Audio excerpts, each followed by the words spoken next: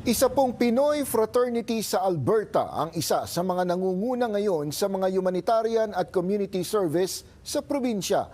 Handa ang Alpha Kappa Rho Society of Canada na tulungan na nila ang mga nais magnegosyong kababayan. Narito ang report.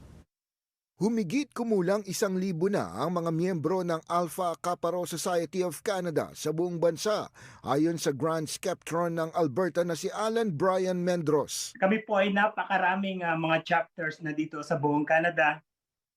If talking about connection, lahat po ng probinsya ay meron na po tayo dito sa buong Canada. Kamakailan, kanilang ipinagdiwang ang 50 taong anibersaryo mula sa pagkakatayo nito sa Pilipinas hanggang sa iba't ibang chapter sa buong mundo. Napakarami na po naming mga proyekto na naging successful dito, especially po yung pamimigay namin ng wheelchairs sa ating mga kababayan na yung pong wala po talagang silang kakayanan dahil po ang wheelchair dito sa Canada ay napakamahal. Yung mga colleges dito po sa Alberta ay nagko-connect o kumokontak sa amin para bigyan ng community service hours yung mga estudyante na graduating na yun lamang po ang last na kanilang part para ma-accomplish nila yung kanilang pag-aaral. At yung kami na po ang nagbibigay noon, yung community service hours.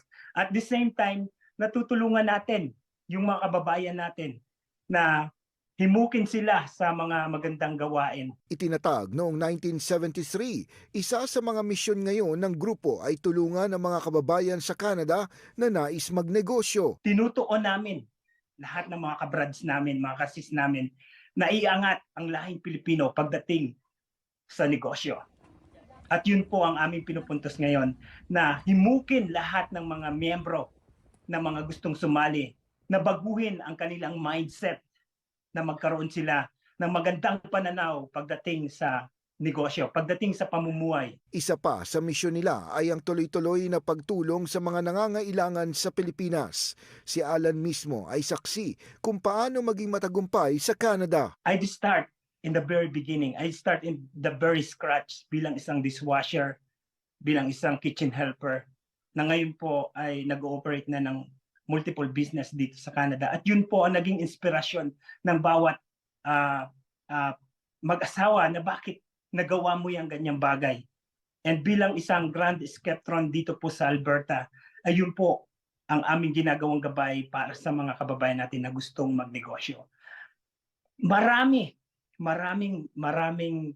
mga kababayan na gustong magnegosyo, but hindi nila alam kung paano po mag-start.